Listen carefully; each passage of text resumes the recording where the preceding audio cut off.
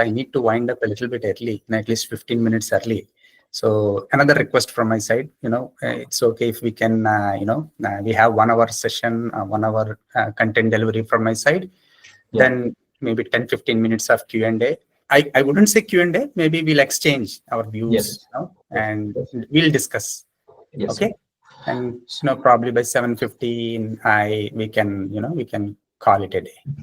Sure, sir. So yeah, welcome back all the participants to the 5th day online session. Online FDP program. And without late, I request Sri Adapa Satish Garu to give brief introduction about today's resource person we have, Venkata Rajshekhar Sundara, and followed by his session. Thank you. Over to you, Satish. Thank you. Thank you, Dr. Santosh. Very good evening, one and all. First of all, I would like to thank Dr. P. Srihari sir for giving me this opportunity to give introduce eminent personality of today's FDP program. Sri Venkata Rajshekhar Sundar is an accomplished engineering and consulting professional with over 18 years of experience across multiple industries. Sri Rajshekhar Garu is a highly skilled engineering professional with a robust educational foundation. He completed his Bachelor of Engineering in Mechanical Engineering at SRKR Engineering College, Bhimavaram, laying the groundwork for his deep understanding of mechanical systems and manufacturing processes. After cracking GATE, he pursued a master's degree in manufacturing engineering from Anna University, Chennai, where he studied at the prestigious Madras Institute of Technology, earning an A grade. With a strong academic background and a focus on cutting-edge manufacturing technologies, he is well equipped to contribute to the evolving landscape of industrial engineering. Rajshekhar Garu started his career at TCS in 2005, where he worked at Assistant Systems Engineer, focusing on digital manufacturing and process management applications from Siemens and Dassault Systems. He moved to Geometric Global Limited in 2007, Godrej Software's subsidiary, and his expertise in manufacturing solutions deepened as he transitioned to roles at Geometric Limited as a software engineer to senior software engineer till 2009. At Geometric Limited, Sri Venkata Rajshekhar held the role of functional consultant and application engineer.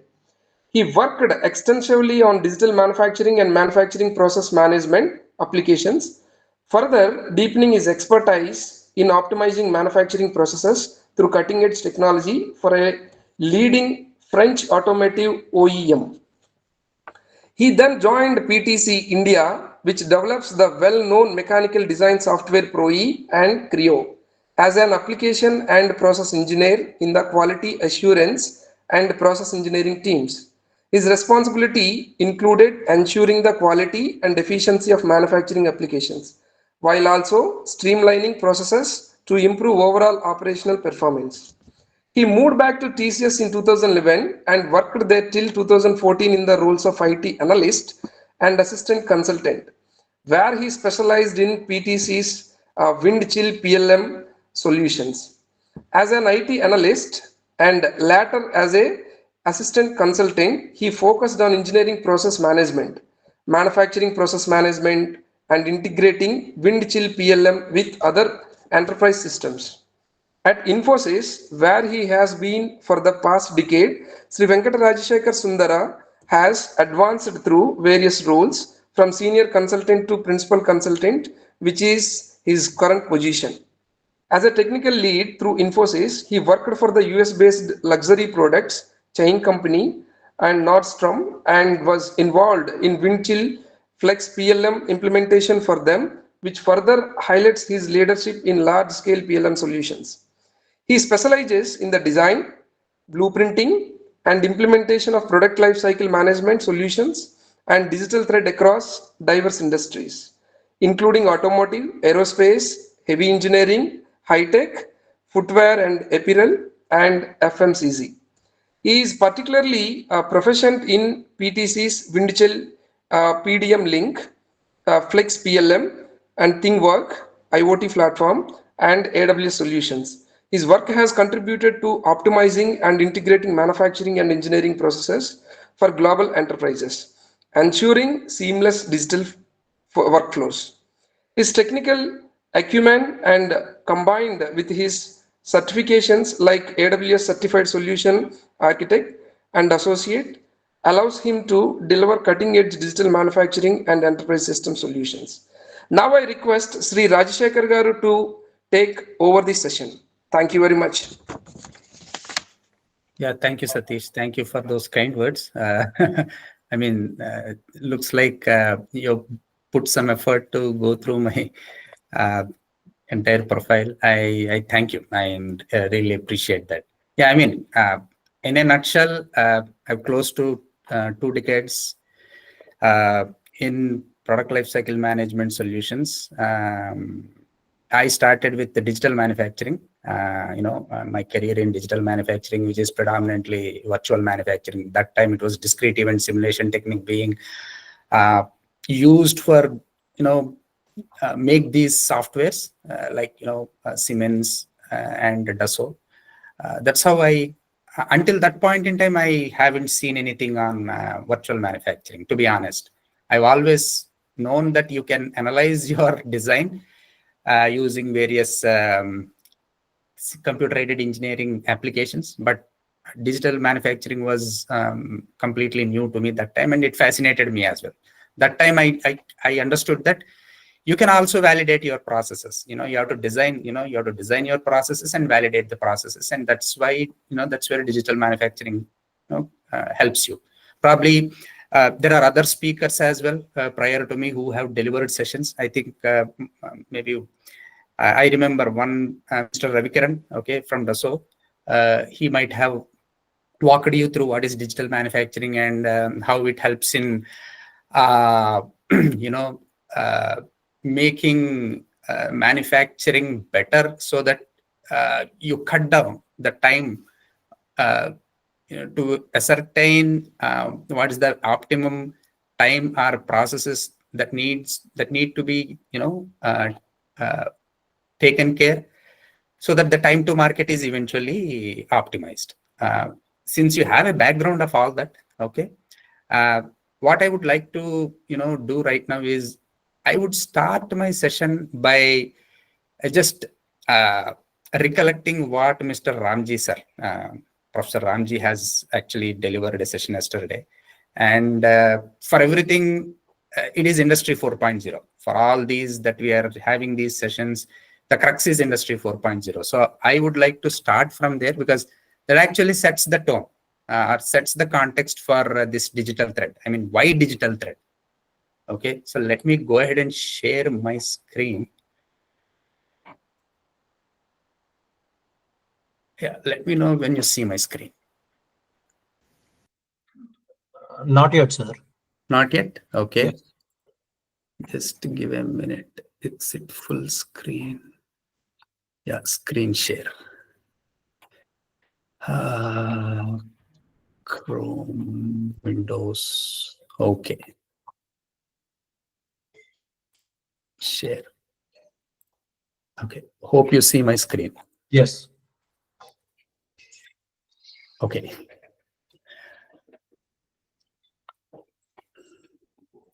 Okay, so I took the liberty of just,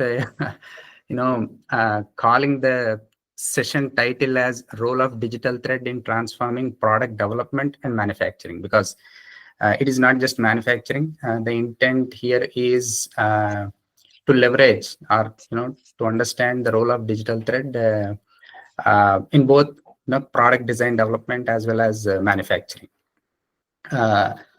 Let me right away go to this particular slide. Probably you might have already seen this. Yesterday, Mr. Ramji sir has already explained. Let me put it in, just give me a minute. Okay. Okay, do you see my screen? Yes, sir, but not. Can you make it a slideshow? Okay, it is in slideshow. Just give me a minute. It's not full screen. Yeah. It's not full screen, right? Just give me a minute. Yes, yes.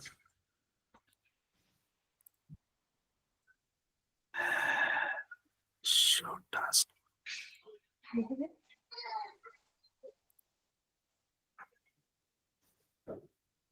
Okay. Is it full screen now? No, sir, not yet. Not yet. 1 minute. Actually, I have a screen that is connected to my laptop. So that's the reason. Probably you might be seeing two screen. Yeah, I think some extended display. You supposed to make duplicate display this. Yeah, duplicate display, duplicate slideshow, swap presenter view, and slideshow. Can you share your PPT to any of us so that we will run it here? Yeah, let me just give me a minute. Srihari sir, I think no, sir. As he mentioned earlier, Yes. Unfortunately, I cannot do that. confidential. He already mentioned, sir. Oh, okay. Yeah. Okay, just give me a minute. I can figure this out. No issue, sir. Yeah.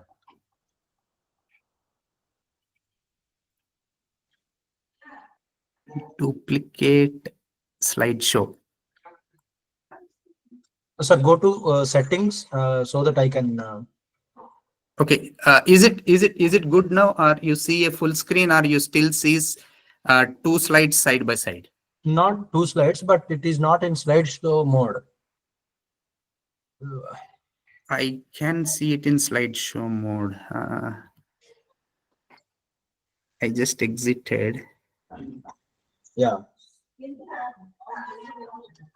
Okay, so Still, it is.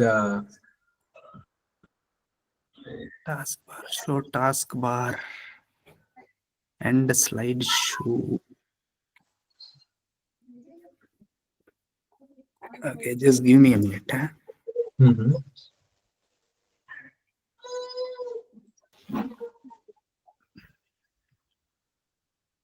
Display settings. Blade down. Sir, just right side. Near to volume. Yes, sir. It's passed from near to volume. Minus sign is there, na? Near to volume. Next. Near to volume. Below This there is a On the plus left, and minus minus sign is there, symbol. na, sir? Negative sign. And he is doing that, but that is not working actually. Yeah. Sir, you open in the Google screen, na, sir? Google Meet. One thing you will do, sir, you will close that one. Again, restart it. It's better. Okay, just give me a minute. Let me stop Sure. sharing. Okay.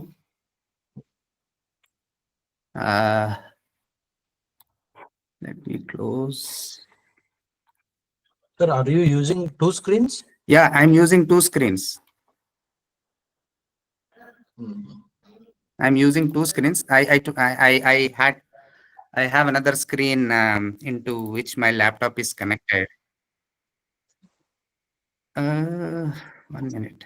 Then you have to go to settings and make it, instead of using extended display, make it to duplicate display, sir. Yeah, I did duplicate display only. Just a minute. In the Okay. settings, right? Yes, sir. Yeah, I did it. Just give me a minute. Let Okay. me do it again. Settings. Settings, display.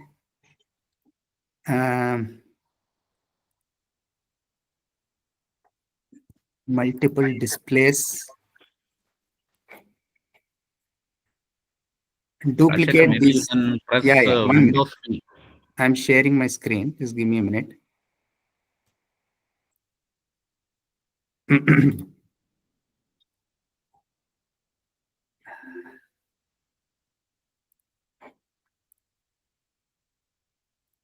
Okay. See, duplicate these displays. You see?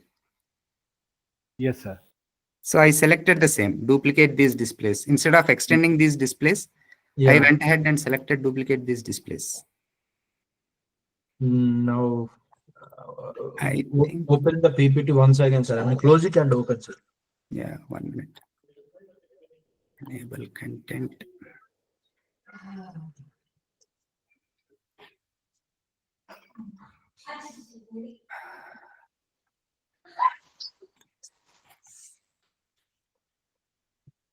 Yeah.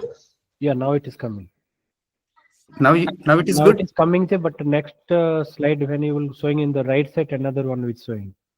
Okay, No. swap presenter view to slideshow. Let me Yes. see. Yes. Yes.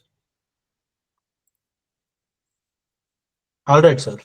Yeah, it's fine now. Just scroll it, sir. Sir, hide it, sir. Okay, 1 minute. Icon is there, no? Just below that one. Below. Stop icon, meeting, Google screen, stop, sharing and hide. No, I just give me a minute. I don't know what is wrong with it. Oh, actually, it was good. Earlier, it was good, Rajshekar. Yes, sir, Actually, yes. Sir, what just we are hide saying it, is hide at the it. bottom you have Google Meet stop sharing and hide. Yes. Just click on hide so Hide that it. you don't get distracted. Below the slide, the icon is there, no? Hide it. Yes. And hide, yeah. You're good? Okay. Perfect. Sir. Perfect. Yes. Just Good. scroll it, sir. Scroll 1 or 2 slides. Yeah. Yes, it's good, sir. Good. Okay.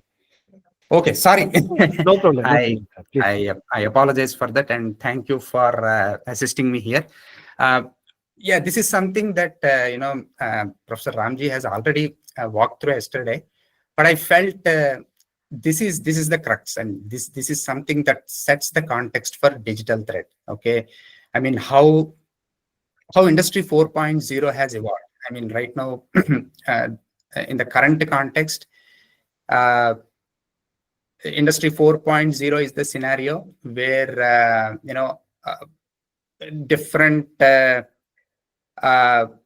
approaches, different approaches of product development and product design development and manufacturing are being taken. And the current trend, what we see is Industry 4.0. And let us just take a look at how it evolved.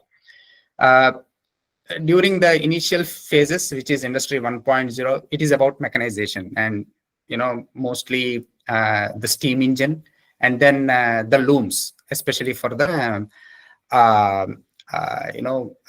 fabrics. That's where the mechanization started, and that has been considered as Industry 4.0. Sorry, 1.0. My bad. That was during early late 1700 and 1800, early 1800 time frame, and then eventually it moved to the mass production, especially the mass production scenario, Industry 2.0, which is predominantly to ensure that how you can churn out more number of products, and that's where the assembly line concept came into picture. And for that, the crux is electric energy. You have electric energy at your disposal, and that's what has been leveraged to ensure the required techniques are developed for mass production. And that's where most of the automotive industry leveraged this particular phenomena and were able to mass produce. And then we have 2 world wars, and then these 2 world wars have paved the way for for rapid growth in seeing more and more refinement and evolvement of Industry 2.0. And after World War II, okay, and sometime between 1954 and 60, I believe, or between 1950s and 1960s, very important invention happened, okay, and that is transistor, okay. And that's the first semiconductor device that was invented, or that was kind of developed, and that paved the way for the subsequent phase, which is Industry 3.0, where the automation using electronics came into picture. We started seeing robots coming into manufacturing, especially production. More and more industrialization, leveraging automation, especially using various, wherever there is a possibility of automating a procedure, people went ahead and did that. So that's where PLCs have been leveraged, and all these PLCs are microcontrollers or microprocessors that are being used for automating are nothing but an extension of transistors. Because if you know the history, transistors, as the time progressed, the size of the devices, I mean, the size of the chips, it started reducing, and eventually, now we are seeing 2 nanometer, 3 nanometer chips. So I would say for Industry 3.0, where most automation and robotics came into picture, transistor paved the way. Okay, and then subsequently in Industry 4.0, where it is the intent is leveraging the existing digital techniques, computers, artificial intelligence, advanced networks, data analytics, leveraging them to better the, to get to extract better from the systems, which is our production systems or manufacturing systems. It is a synergy of your physical systems and the digital systems. So that's where current, if you see the buzzwords that we hear right now are Internet of Things, where everything is connected. Okay, I used to wonder what is this Internet of Things. Over a period of time,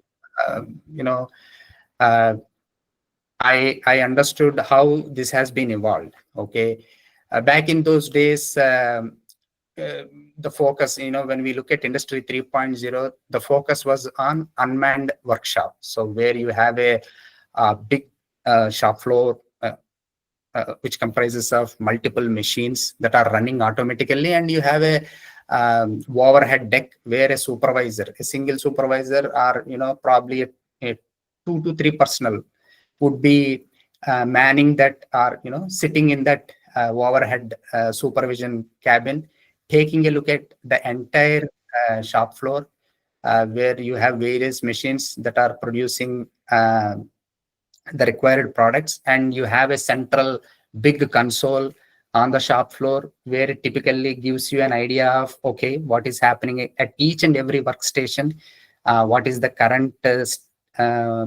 production rate, how many components or parts have been produced, and if there are any hiccups, if there are any issues, it used to throw those indicators on these dashboards, or on these consoles. So typically your PLC, SCADA, supervisory control and data acquisition, they've been leveraged, and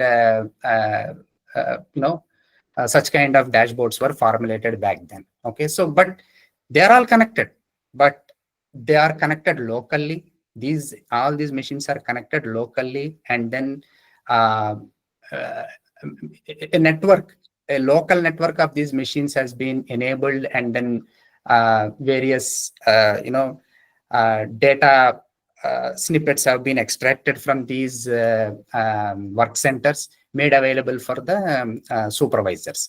Now, with the advent of internet, especially entire world is connected now.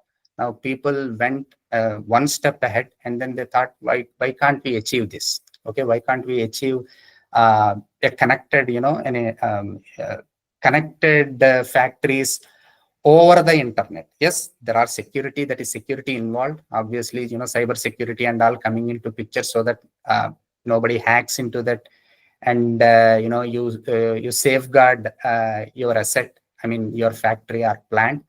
But then they saw that the benefits are far more better than what they were earlier.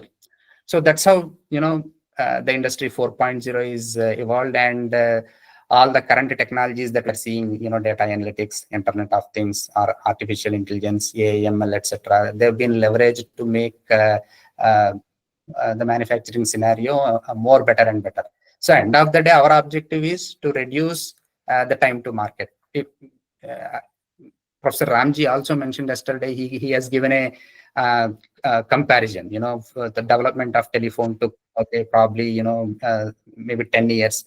And then the subsequent inventions, how the timeline has reduced. And eventually, I think Pokemon One Go or something, he said it just took maybe a couple of days. Okay, so time to market. Eventually, when a product is designed, developed, manufactured, and offered to the customer in the market, End of the day, they want to send it as early as possible to the market so that they can monetize. So that's the intent. And that's where digital thread also comes into picture. And now we are going to see what exactly is this digital thread. Now let's take a look at the definition. Of course, you're all aware of what the definition is. It is nothing but the digital thread is nothing but an interconnected flow of the relevant product data.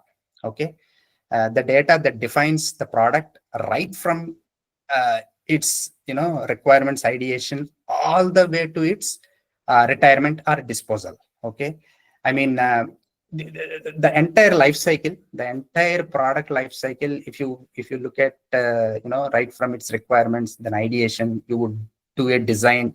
In ideation, you would do a concept design, and in the actual design and detail, go a little in detail. You would take a look at the specification. Hey, this should be having this much size, this much volume, or the surface finish needs to be like this.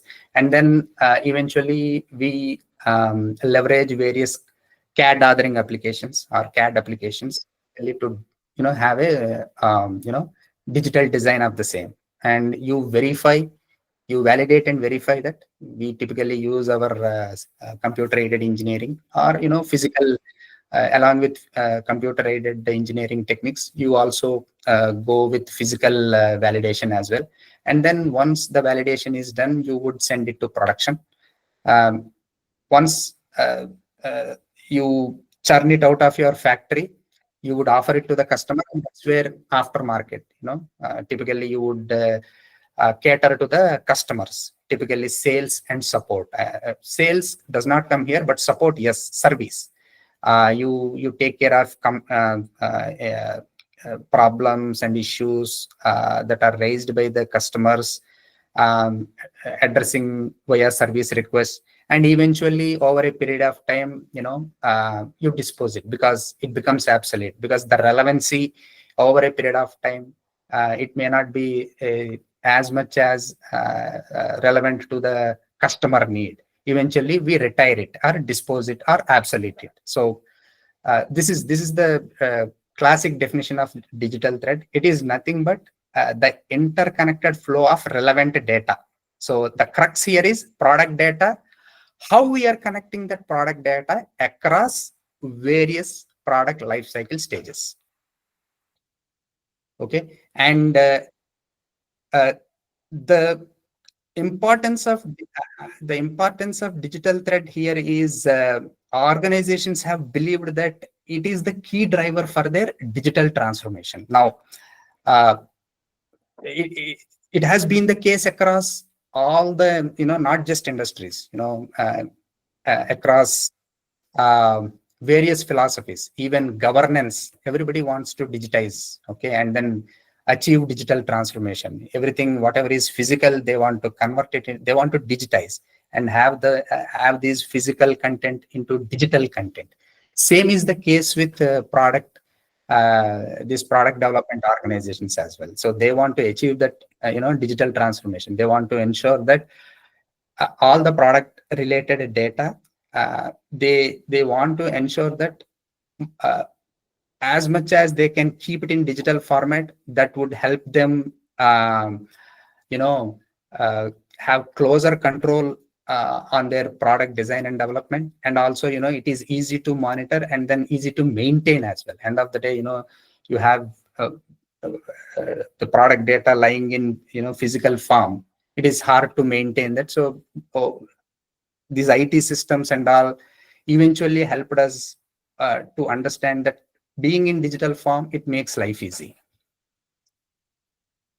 Okay, now let's take a look at what are the key principles of this digital transformative initiatives. I mean, digital thread, in the previous slide, we've seen that digital thread enables digital transformation. And this slide talks about typically what are the key principles of this digital transformation. So this digital transformation is targeted towards 4 aspects. 1, processes. The other one, technology. Third one, data. Fourth is people.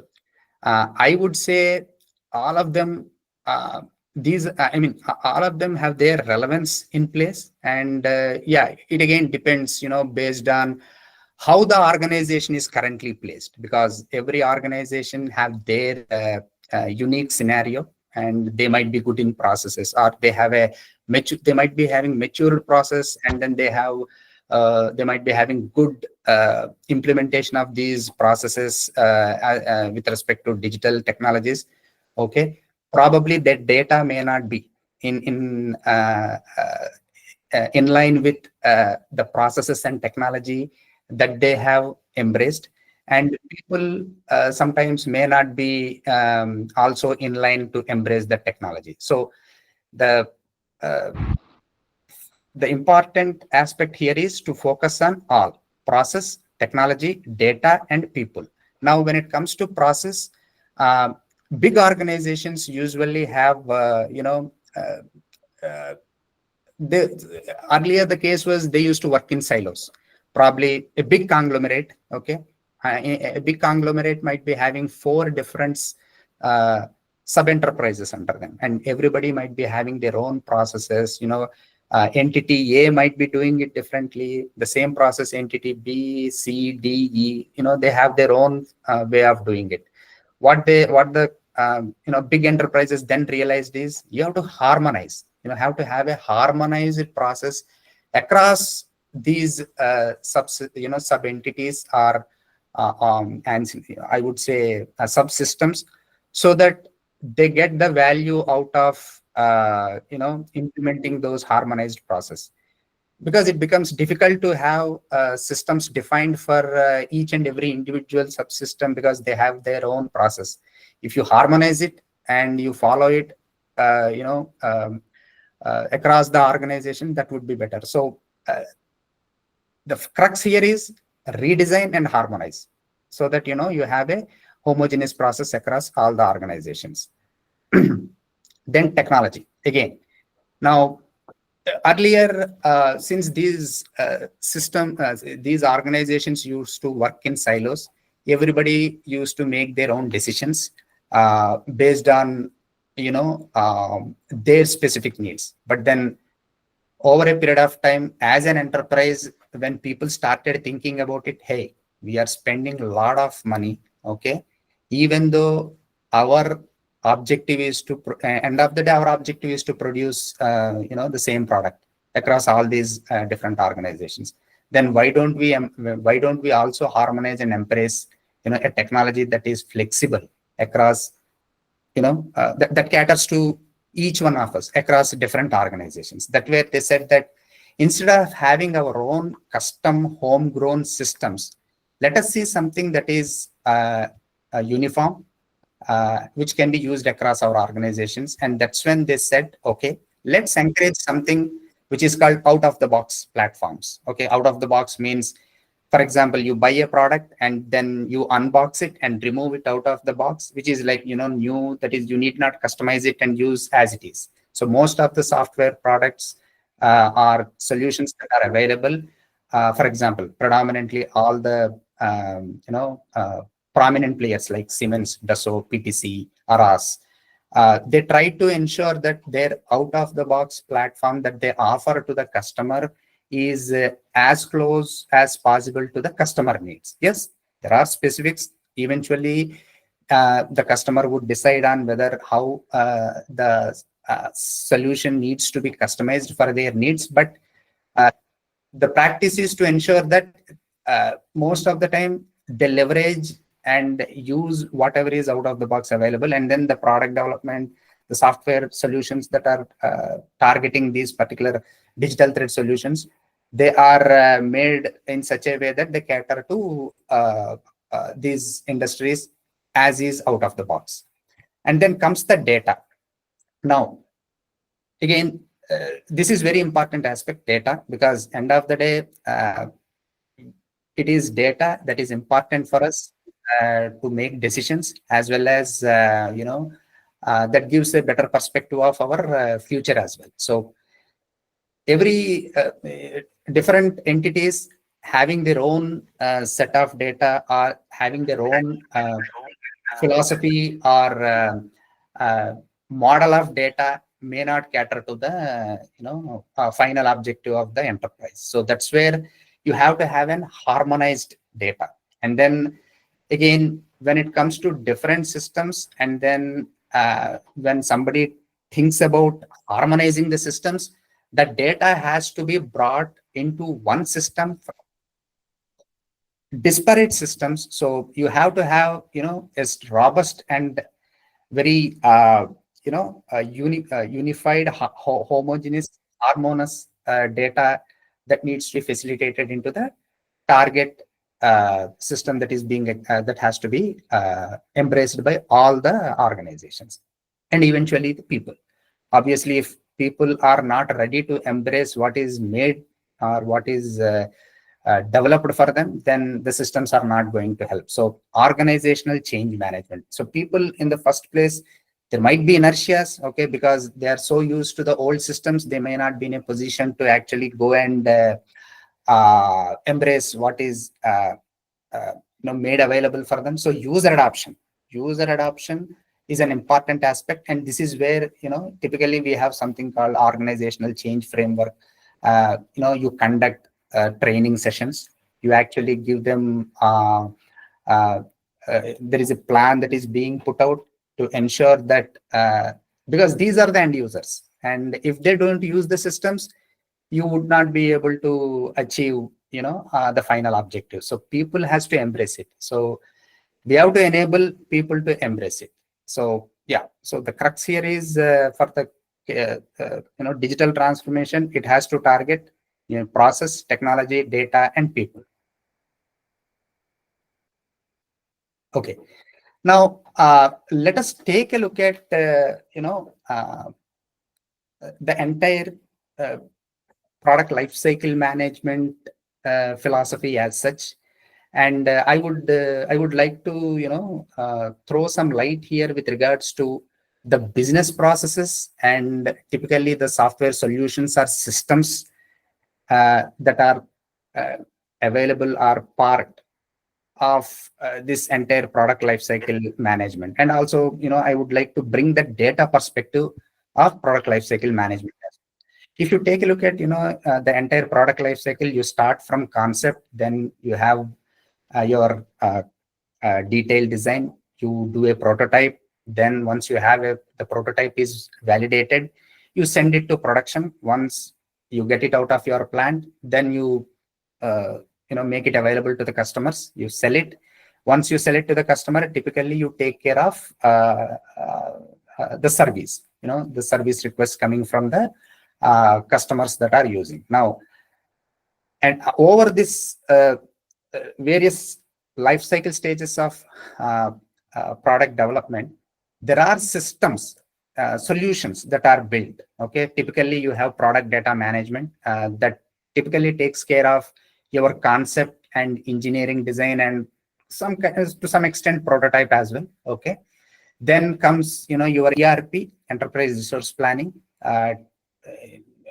The prominent products that typically that fall into ERP category are something like SAP. Okay, I mean, this is the leading product most of us are aware. And there are other solutions as well, like Oracle has a ERP. Then there is a legacy system from Netherlands called BAN. Prior to SAP and Oracle applications, BAN was predominantly used by most of the organizations. But later it has become legacy, and SAP and Oracle, they have taken over the ERP space.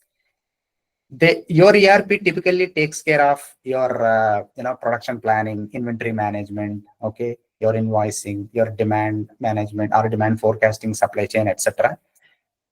Whatever comes under production is addressed by manufacturing execution systems, MES. Typically, whatever happens in your factory, all that is responsible in your shop floor is taken care by the manufacturing execution system. And this is this, the generic name. There are various software solutions that are available in the market from the most of the product vendors that like Siemens, Dassault, again Rockwell, etc. They focus on making the shop floor life easy, and how we can revolutionize, the shop floor operations. So MES target is to ensure that. And then comes customer relationship management. Once, you produce the product, you sell it to the customer, and then your CRM, customer relationship management systems, comes into picture. Typically, you call the support team over a phone call, or you send an email, and then you register a complaint, and how the complaint is handled and how it is resolved. All that is taken care using CRM. And then what I've also tried to put in here is the data and the processes that are being taken care by each of these systems. There are other systems as well, but when you talk about product lifecycle management, I thought these 5 are the important solutions that typically help in managing the entire product lifecycle. So when you look at product data management, the important data and the processes that fall under product data management are your requirements management, the CAD data management, both mechanical CAD and electrical CAD, electronic CAD. So when I say electronic CAD, your PCB design and all, that falls under your electronic CAD. Then part classifications and reuse. Typically, you classify your part. Hey, this is mechanical part, this is electronics part, or, under again mechanical, this is a spring, this is a screw, okay, this is a nut, this is a bolt. So in a big organization, classification is very important, so that they can be reused, because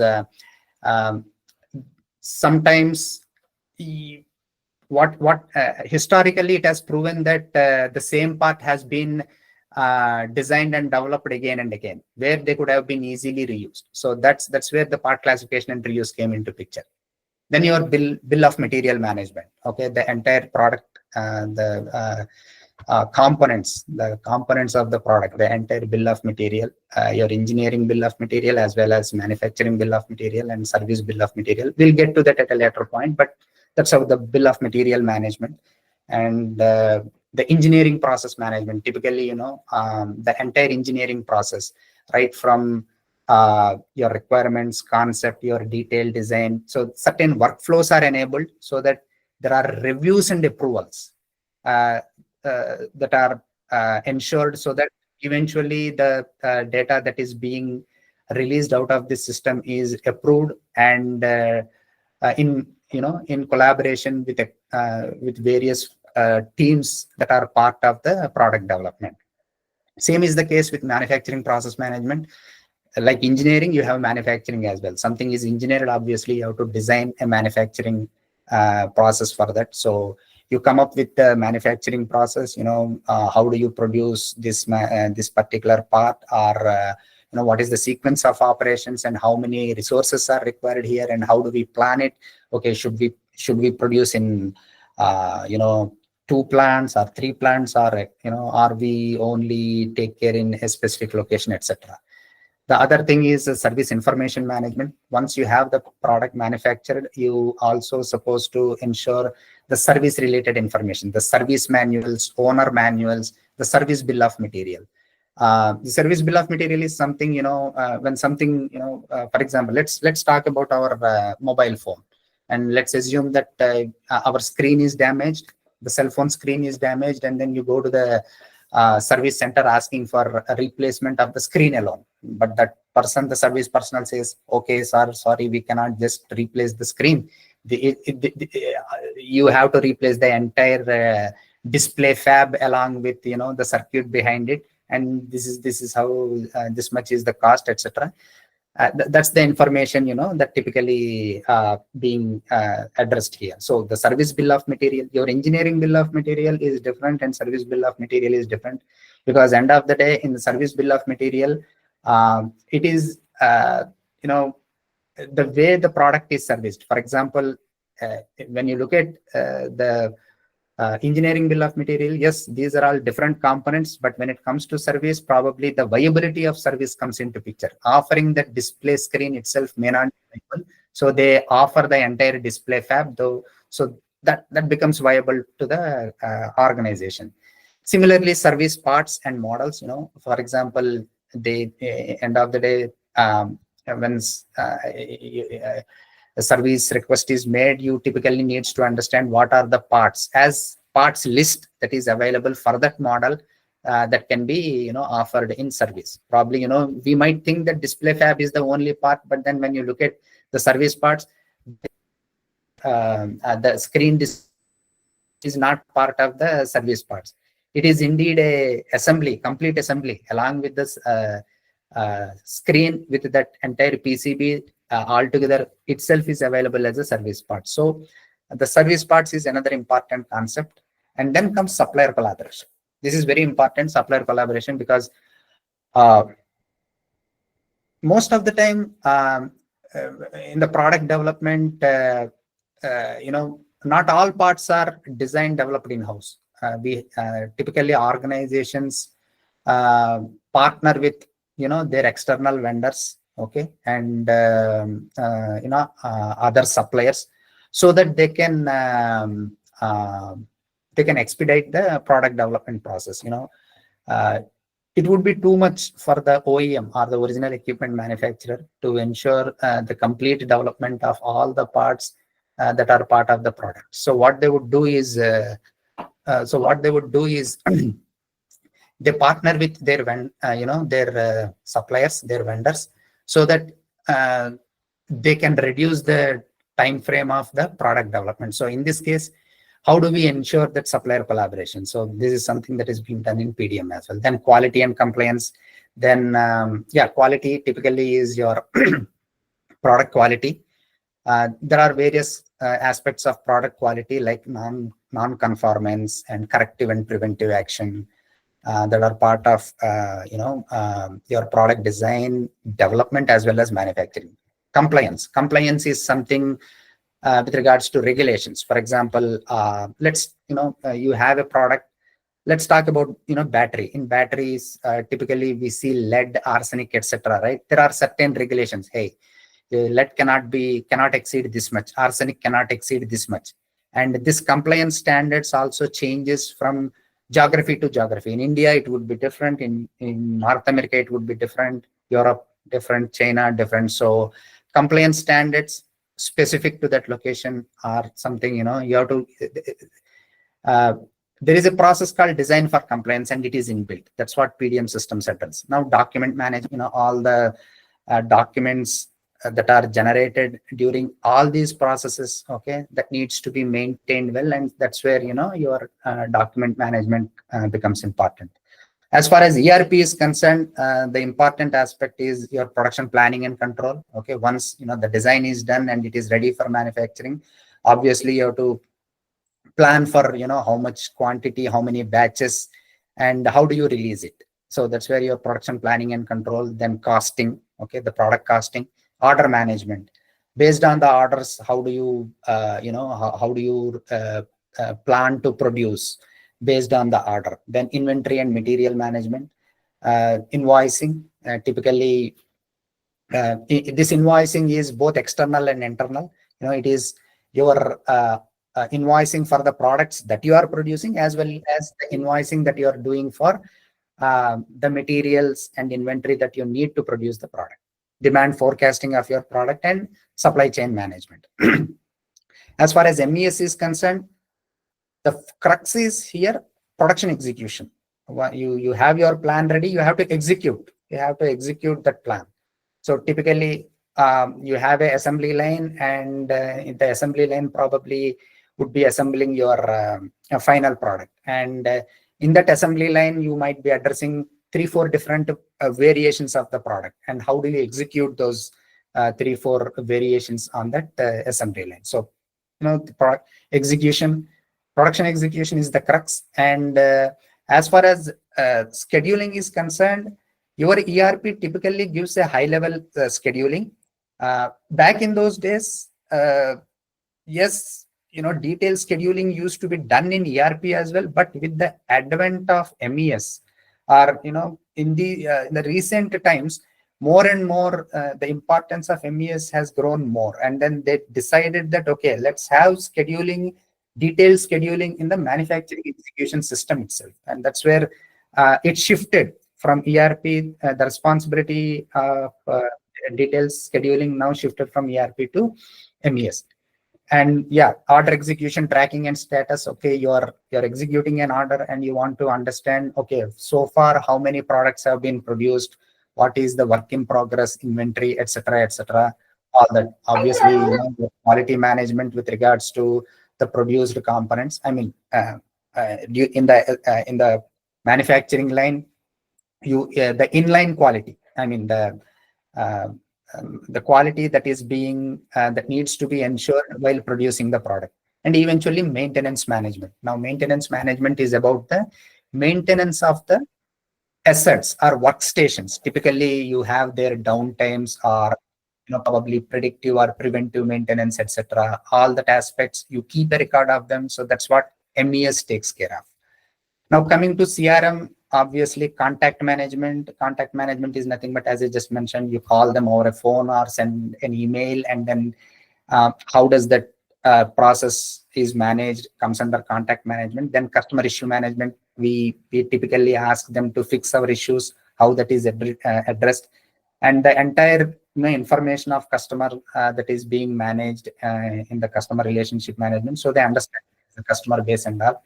Quote management, typically when somebody asks, hey, how much this charge, how much this might cost, okay, I want to buy this product, or I want this particular part alone, how much does that cost? So it is typically requesting a quotation, how that quotation management is managed. Then the comprehensive list of product models and variations, typically the CRM needs to have a complete list of all the products, models, and variations that are offered to the customers. And then analytics and insights, probably based on this information. Okay, how many, which products are seeing more issues, and why are they seeing these many number of issues? Which model is seeing more number of sales, or etc., etc. All that, that's the data that resides in CRM. Now, with this in mind, it has been realized that your product lifecycle management philosophy is the backbone for a digital thread. I mean, you have data in all these systems, and this data corresponds to various life cycle stages of your product development and manufacturing. The important thing is, how do we connect this data, and how do we ensure that? And for that, the backbone is the product lifecycle management philosophy. Now, let us take a look at how to this is again based on our experience with regards to ensuring end-to-end traceability. Okay, the data traceability right from requirements all the way to obsolescence. Here in this case, I did not went all the way to obsolescence. I felt, as of now, the crux is the design, manufacturing, and service, and how the data is connected, and what are the aspects of your product development process that needs to be connected with regards to the data. This particular slide gives you an high-level overview of at what levels the connectivity is established, and how that seamlessly goes all the way from your product definition until your service and MRO, maintenance, repair, and overall. As far as product definition is concerned, more and more kind of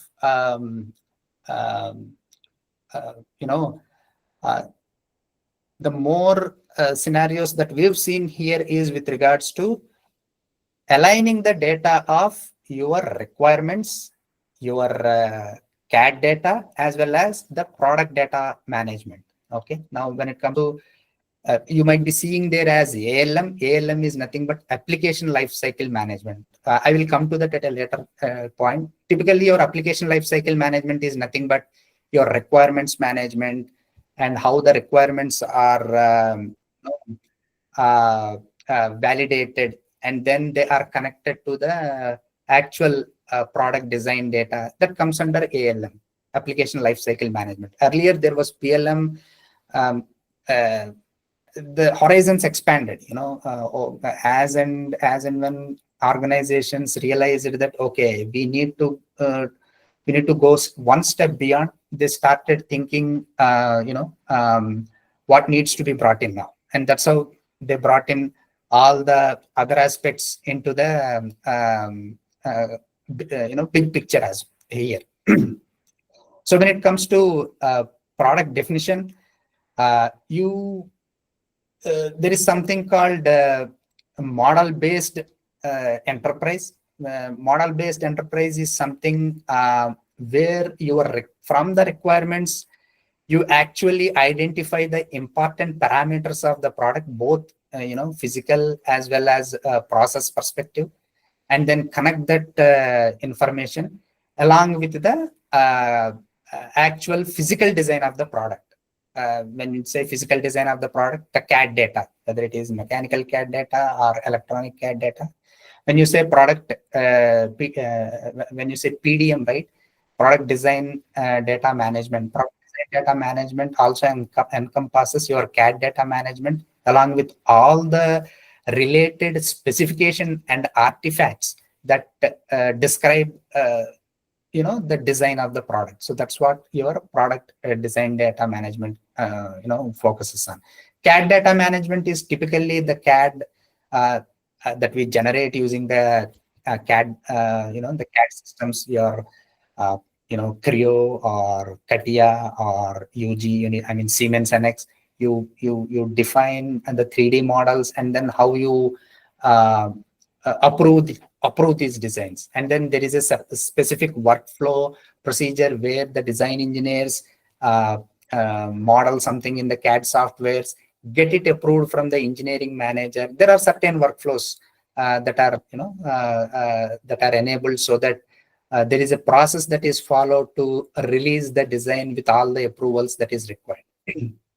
When it comes to application lifecycle management, yes, I told you application lifecycle management is mostly related to your requirements management, how the requirements are tested, and in conjunction with your product data. Typically, ALM is not the jargon that was earlier used in the product lifecycle philosophy. ALM is more of your software product design and development. So that's where you might be seeing as application lifecycle management. So that has been borrowed from that from the software world, because these days, if you look at our products are not just physical products. There is an inherent software or firmware component that is actually tied to the physical product as well. So that's how the ALM word came into picture.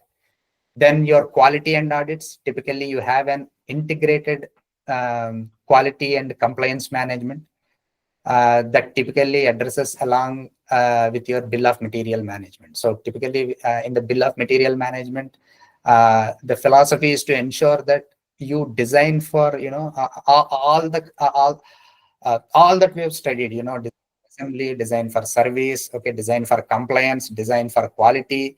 So whatever we've studied, or we are aware of, as best practices, are being built into these solutions. Typically, these software solutions that are available and enable the product development. So quality at every stage, the audits that are tied to them are part of the your bill of material management. So the data that is these quality and audits are tied to the product data as well. And then comes the important aspect where you have the integration between your PLM, ERP, and MES. This is the important aspect, because in an enterprise you have the product that is being designed and the data is being managed typically in your PDM systems or PLM systems. The PLM PDM word is used interchangeably, but earlier that's how the evolution happened. So the product data origin happens in PLM, and then it is released. Once the design is done, it is released to the ERP systems so that the rest of the processes are taken care of. So once the design is done, right, so the rest of the processes that are required to produce the product, they needs to be taken care of. So that's why the integration is, the integration is a very important aspect between your PLM and ERP systems, because the data is originates there, and the data that flows into ERP system is used for subsequent processes. So that's where the integration is very important. Now, as I mentioned, that MES is something that is these days, since last 4 or 5 years, manufacturing execution systems are seeing more and more prominence. Earlier, these are standalone point solutions where people are happy with ERP. Typically, they used to handle everything related to the shop floor planning and execution as well in ERP. But then later they felt that no, there needs to be a separate solution that can help or transform the shop floor better. So that's how the MES came into picture, manufacturing execution systems. There are software solutions that are available from most of the leading product vendors. As I mentioned it, Siemens have a product called Op Center. Okay, Dassault has something called Eprizo. The software solution name is Eprizo. Rockwell also has some, I think, digital factory. I don't remember exactly, but yeah, they have a manufacturing execution system as well. And then there are various other. Aveva is another product. It's a product company which makes MES, manufacturing execution system software. General Electric, they have a software solution for MES called Prophecy. Okay, so they started seeing more and more presence in the shop floors or the manufacturing scenario. So earlier, the integration between ERP and MES was mostly talked about, but then later what happened was this PLM, ERP, and MES has become a golden triangle. Okay, so which means there are integrations that are coming from these systems to the other two systems. For example, integrating PLM, ERP, MES, and data flowing from PLM to ERP and MES. Same is the case, from MES, ERP back to PLM. Same is the case with other combination as well. So this has become a triangle where the data flows across these systems, so that you have you understand and you control the complete design and manufacturing, so that you ensure that the product is released to the market as early as possible.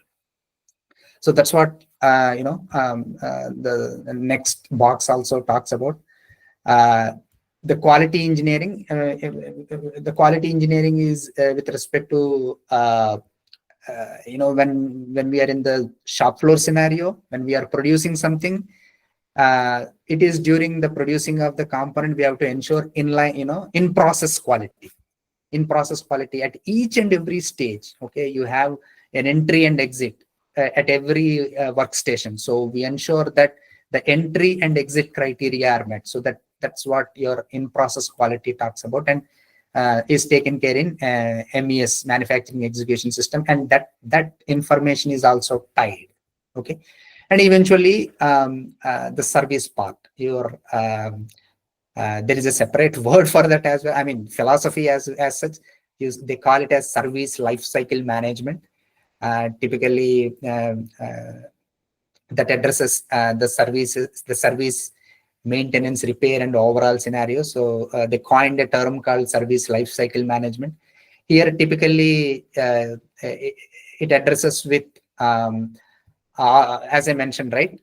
When you go back and take a look at here, sorry, I'm moving ahead. Okay, yeah, here you have your service information. Yeah, here it is. Okay, the service information management. Service information management, service parts. This part comes under your SLM, service lifecycle management. So there are solutions, software solutions that are available in the recent days. The standalone point solutions are, seeing they're decreasing. I would say they are slowly fading away.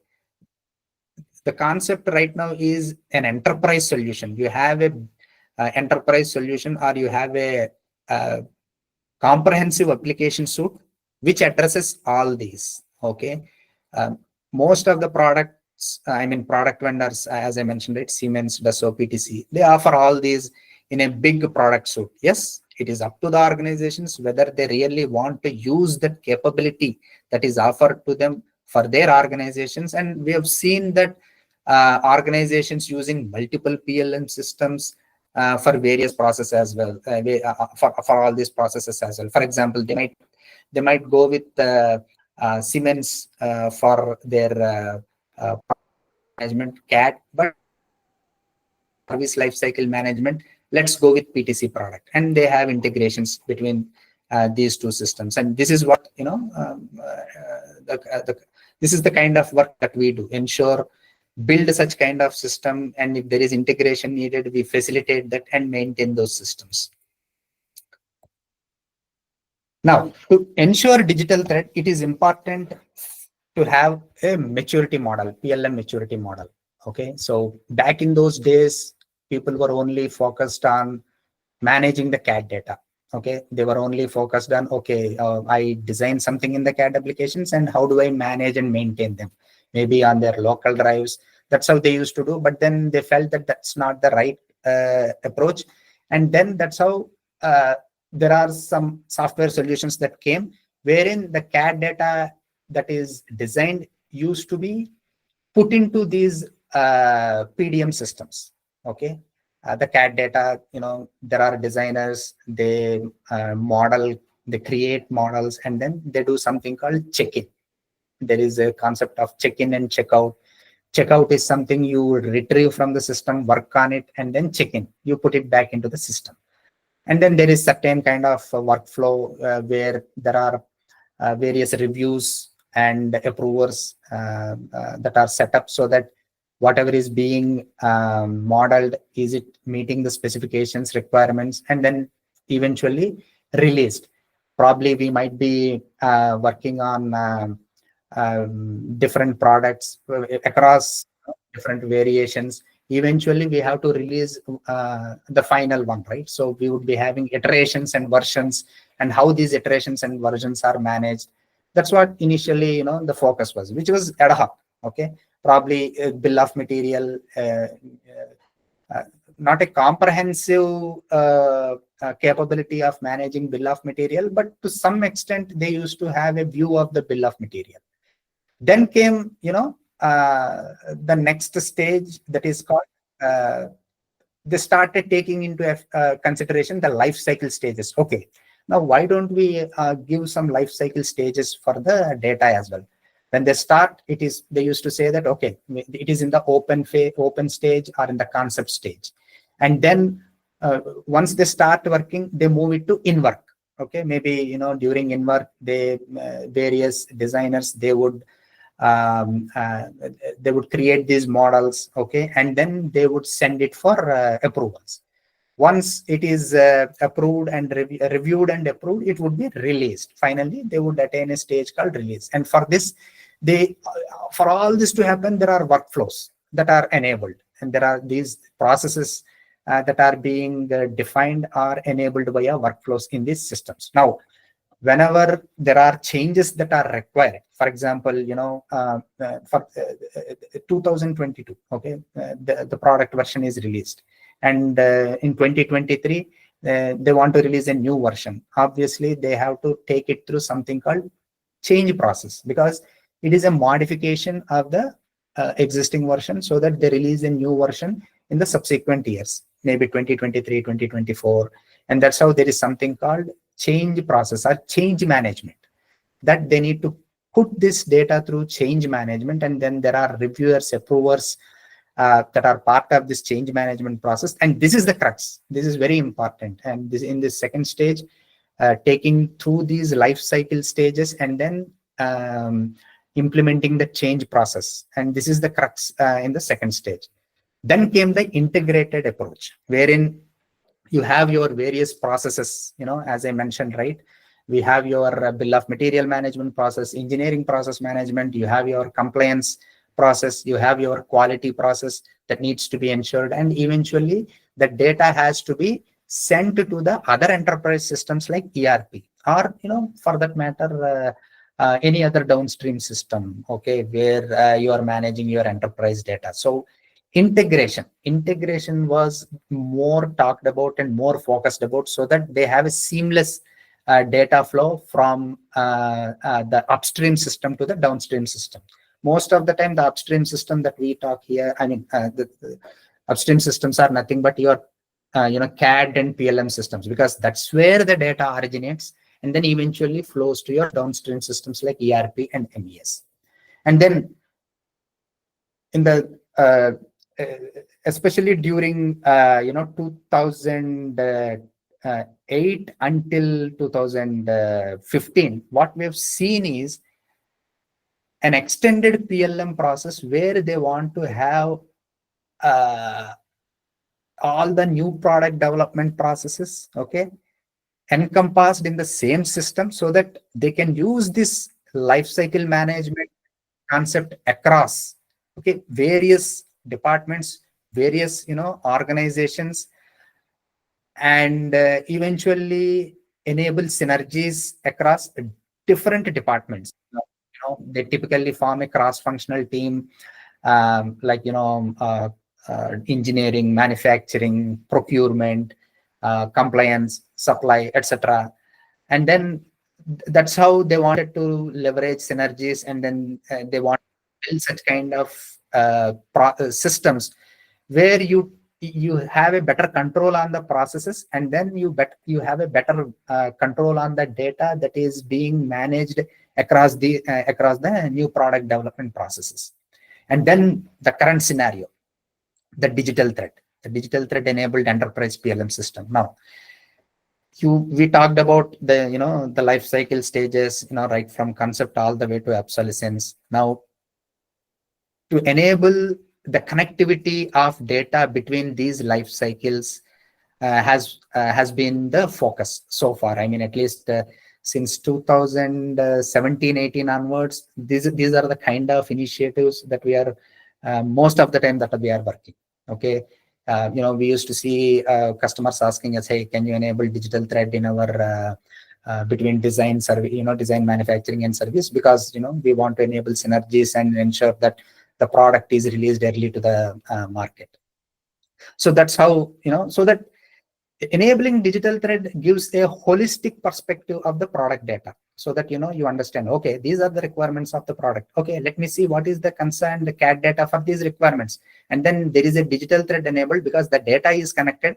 You can you can actually track or you can navigate using that digital link from the requirements to the design data, from design data to the subsequent manufacturing data, from manufacturing to service. And that's how that enablement of digital thread. And this is where we leverage technologies. Okay, so we host these systems on cloud. We ensure that the data models are built in such a way that the data is connected across these various phases. And yeah, I mean, that's the crux of it. And this is the current scenario, or most of the organizations are targeting to enable digital thread in their product design, development, and manufacturing. Now let's take a look at the high functional process view of digital thread. Yes, we discussed right from requirements concept and all the way to the obsolescence. Okay, now this particular slide talks about that.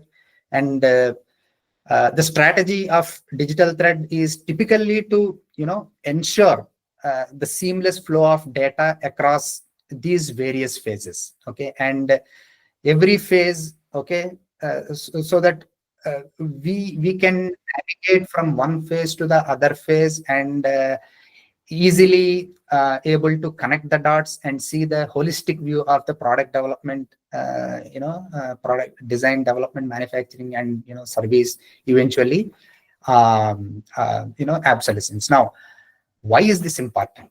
Because you have various departments that are part of the product development, and especially when it comes to the executive layer, they want to have a holistic idea, holistic view of the entire product data. So this digital thread not only just enabled synergies between various departments, various functions in the organization. When I say various functions, engineering, manufacturing, service, procurement, but it has given a big advantage to the executive layer, because the executive layer understand there is more data at their disposal, so that they understand, because it is connected, the data is connected out and out seamlessly, and then that enabled the executive layer to make better decisions. So when you look at digital thread, you can summarize it as to the right person at the right time in the right context across the value chain. So this is a functional functional process overview of digital thread. Typically, you start from your requirements, okay, then you do your detailed design, okay, typically your CAD, your bill of material, and then which is engineering typically, and then you visit to your ERP systems. Along with ERP systems, you also work with your service team, so that you the service team will take a look at the engineering bill of material. They derive and define the service bill of material for the products that are being sold to the customers, and then all the related manuals, service manuals, owner manuals, etc.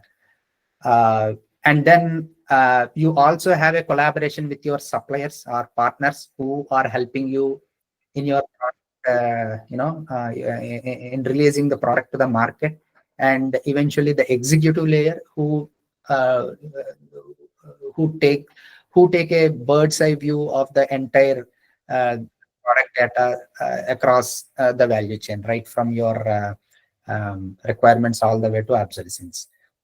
There is something called configure, price, and quote, CPQ, that you see, configure, price, and quote. Typically, configure, price, and quote is nothing but, you have a website wherein you go and pick what kind of variation you want. For example, sir. Yeah. Rajshekar sir, sorry for the interruption.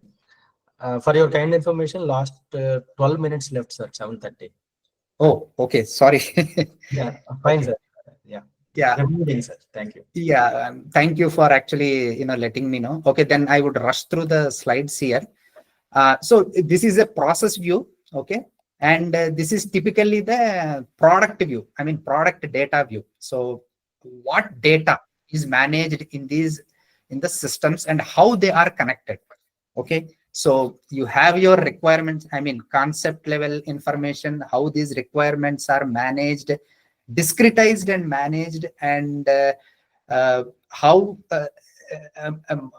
you leverage model-based system engineering. Typically, if you look at model-based system engineering, back in those days, we've studied something called control systems, wherein you have we've converted mechanical systems to electrical systems and electrical systems to mechanical systems and all that.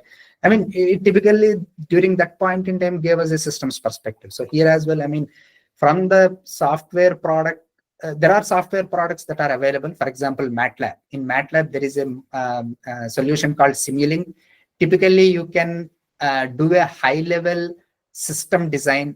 Okay, in Simulink, typically black box level system design, and from there you evolve and define the actual requirements for each and every subsystem. Okay, maybe for let's talk about automotive. You have engine as a subsystem, then car body as a entire car body as a subsystem. You have your steering as a subsystem, for example. So all these are modeled and ascertained in the model-based system engineering. So there are software solutions available, typically Simulink, and then they get from there you get into the detailed design phase, where you have your CAD data and you have your drawings and engineering specifications. From that, you have your engineering bill of material and manufacturing bill of material. Manufacturing bill of material is nothing but typically it is derived from your engineering bill of material, and your manufacturing bill of material typically tells you how the product has to be manufactured or produced or assembled or whatever it is. Okay.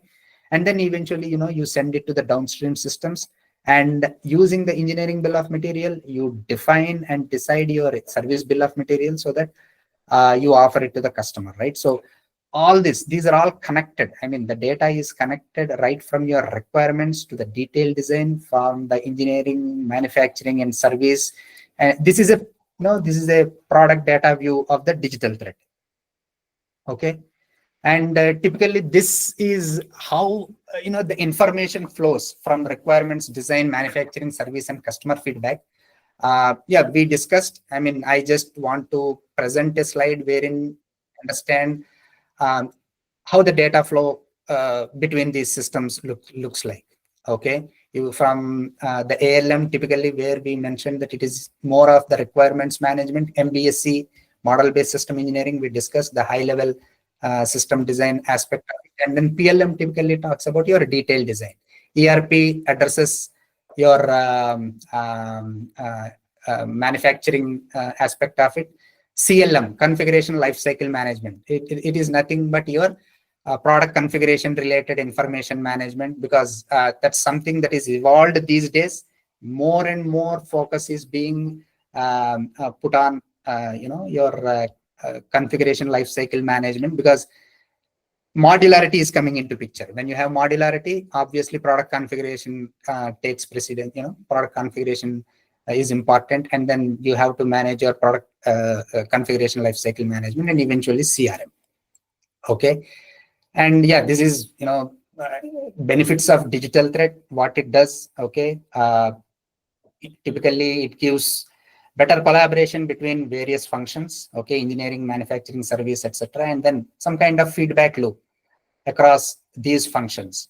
And then you have an enhanced data quality that typically results because you have connected data, and then you want to avoid redundancy of data, same data being produced again and again and maintained across different systems.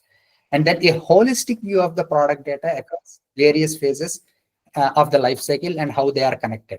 And the other two benefits are improved process efficiency, and eventually the important aspect, the reduced time to market, because that's the final objective. Same thing, in a nutshell, I wanted to show as a slide. That's it. There are, now we are going to discuss case studies. We can pause the recording here, or, that which represents a continuous and interconnected flow of relevant data that defines a product throughout its life cycle. And Sri Rajshekar Garu in his presentation also highlighted the key principles that drive successful digital transformation initiatives. A critical aspect of this transformation is process optimization, which involves redesigning and harmonizing existing workflows to maximize the business value. So thank you, Sri Rajshekar Sundara Garu, for your valuable, insightful, and well-structured presentation. The depth of the knowledge you have shared with us on the digital thread and digital transformation principles was truly valuable. We appreciate your valuable time and effort in delving such an informative session, sir. Thank you. Thank you. Thank you being patient with me. I appreciate, and thanks for giving me this opportunity. Thank you. Rajshekar Garu, maybe in the messages, can you drop your personal email so that participants can get touch with you regarding any developments in the digital thread and all, because we don't have much time for queries and all. Sure, definitely. We are sorry, the dear participants, we cannot have any interaction session with resource person we have right now due to shortage of time. Already, Gopinath Garu has joined us. We can continue the session. Yeah. Thanks, Rajshekar Garu. Thanks a lot. Thank you very much. Thanks for the opportunity.